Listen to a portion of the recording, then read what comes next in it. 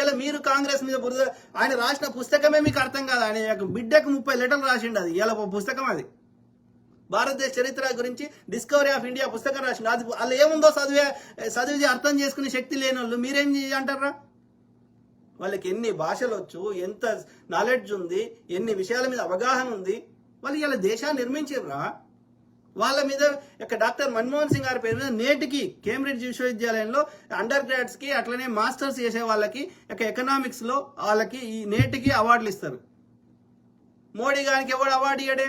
ఎవడు మోడీ గారి పేరు మీద ఎవడు అవార్డు ఇయ్యాడు? మోడీ గారి పేరు మీద ఎవడు విగ్రహాలు పెట్టాడు? వాడు అంకోటి చాప్, మనకి ఏం తెలియలేదు.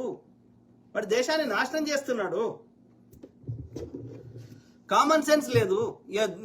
సబ్జెక్ట్ నాలెడ్జ్ పక్క పెట్టు, విషయ పరిజ్ఞానం పక్క పెట్టు, పరిపాలన గురించి పక్క పెట్టు, కామన్ సెన్స్ లేదు. నవ్వుడు మొన్న బ్రిటన్ ప్రధాని షేక్ హ్యాండ్ ఇస్తే